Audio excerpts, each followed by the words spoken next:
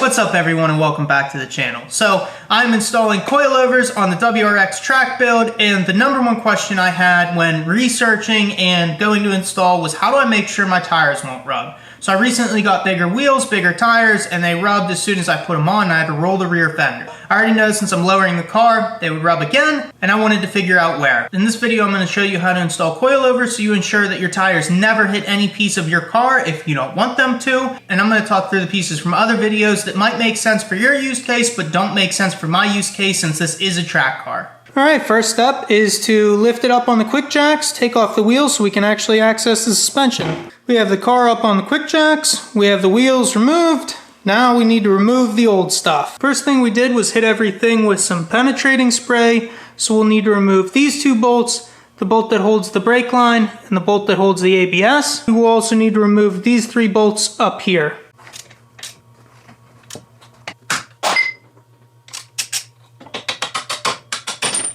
Alright, I put my jack under it just in case something falls or does something I don't want it to do.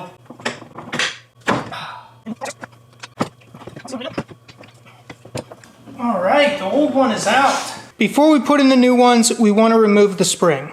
Now, why we're going to take the springs out of the coilovers and install them is so that we can have full compression and make sure the tire doesn't hit anything. If you watch most coilover videos, the coilovers are installed and then the height is checked at rest. Now the problem with checking it at rest is it's not fully compressed. As you go over a bump or you go over a turn, your suspension is going to compress more. And if you're only checking the rubbing when it's at rest, you're not going to know if it rubs or where it rubs at that additional compression. All right, we have the new coilovers in, at least on the top. We have the three bolts just hand tightened. We have the coilover in without the spring. So now we're going to line up these holes, put the couple bolts in, and test the fitment. This is why we take the spring out and test fit beforehand. So this is hitting the bump stop, so this cannot possibly compress anymore. Now a coilover has a bump stop, and the bump stop's job is to stop the coilover from compressing before your tire hits any piece of the body. So you want to make sure when you install coilovers, you adjust for the bump stop before you adjust for vehicle height. Now with being able to compress it all the way until it hits the bump stop, we can put the tire back on and we can adjust the height from that so we can ensure that no matter how much force is applied, the bump stop will stop the tire from ever making contact with the car or any body panels. Alright, we have the tire back on, we have the jack under the lower control arm, and now we're going to jack this up and we're going to be able to see if it hits anywhere.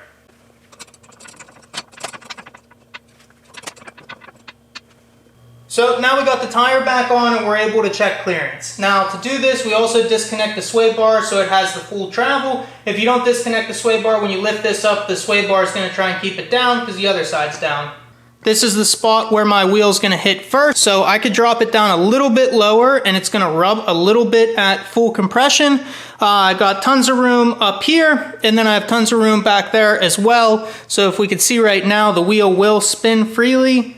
It's not running into anything. We're going to lower it a little bit and then see if it runs into the body. Let's take a look at how we're adjusting this. So now we need to loosen this. We need to take it up to about the height we want to drop the car to. So now we're just going to turn this. So now we just spin this. And what this is doing is this is bringing this part up to here, and then the car will sit lower. Shouldn't touch that. Alright, so it's just about here. I'm going to drop that down a little bit more because I bumped it with my hand. So that's the process of how we adjust. Now we're going to put the wheel back on and then we're going to adjust from there. So now we're going to turn the accessory on so I can turn the wheel back and forth and make sure it doesn't hit anywhere. So turning to the right, I can hear it's hitting the fender liner a little bit. It's not hitting anywhere else besides a little bit right there. The other way doesn't hit anything. I am fine with a little bit of fender liner rub in there because again, this is at full compression. So this is only when you're going to hit that hardest bump that will make it fully compress. I wouldn't mind if it was a little bit lower, but I read online that coilovers actually settle over time, so I imagine it's going to drop a little bit more anyways and will be right where I want it. So the next step is we're going to take all this apart. We are going to make sure the bottom height adjustment nut stays where it's at, and we're going to use that for a marker on the other side. So we got them out of the car. We want to measure this nut on this one that has been adjusted for the bottom height, and this one that came pre-adjusted for the preload. So to take a measurement, I have a digital caliper. You can use a tape measure if you want. So I'm going to remove this piece and measure from the top of this nut to the bottom of the damper. 127.9. So now we can take this back apart. Now since we took this one all apart, that gives us a great opportunity to put anti-seize on the whole thing. So when we have to take it apart again or readjust it sometime, it won't be that difficult.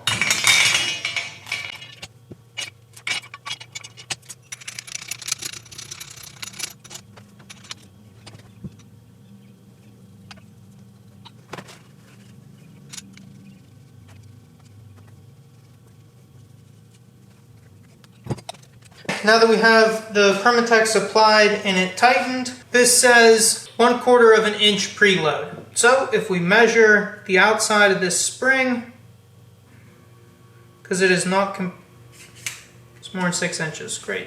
Make sure if you buy a caliper, it's long enough for what you're doing. We're going to use a tape measure now. So from the outside to the outside, it's 7 inches. I would expect this to be 6 3/4, which it is, so that's what we're going to adjust these to.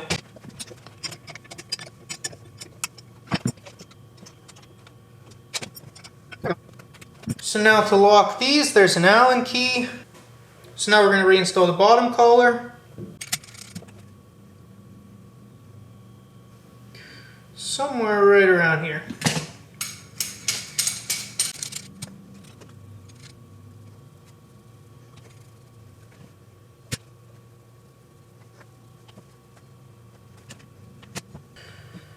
Okay, now this one's locked down. This is where we want this to be. This is where the manufacturer recommends preload to be. We will talk about preload in a little bit when we get this installed.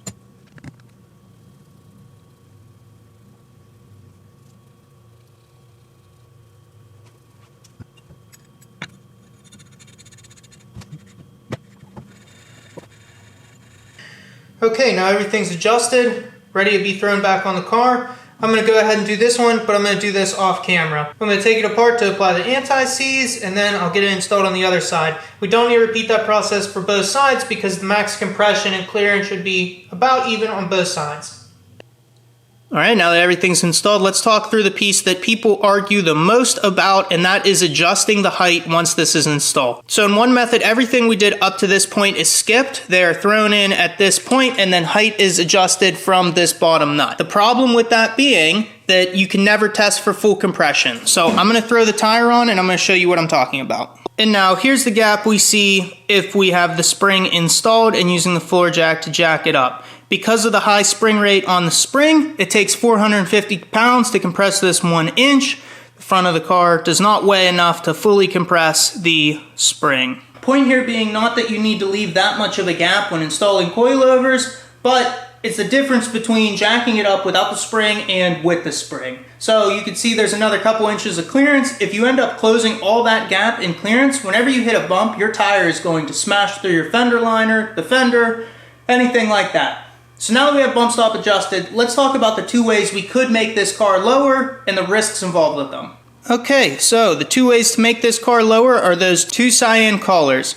If you adjust the lower one up, the car will be lower, but then as we've seen, this is the minimum place we can have this for it not to hit the bump stop at full compression. Now your car might never reach full compression. If it's not a track car, probably not that big of a deal. Now the other way of adjusting height is this top collar. So this is pre-adjusted from the manufacturer for preload. You can adjust this down to lower the car. You would need a helper spring so this main spring isn't loose because right now there's about 1/4 inch of tension on here. So if you lower it any more than 1/4 inch, there's going to be a gap in between there, which is where you would use a helper spring. And there are mixed reviews around that. So for me, this is a track car. I don't care about fender gap. I don't care about how it looks. I just care about how fast I can get around the track. So this is where I'm going to adjust the car to for now. I will be adjusting it as I do more track days because that's the whole point of why I got coilovers. If after this video you still have any questions, leave them in the comments below. And if this video answered any of your questions, a like always helps.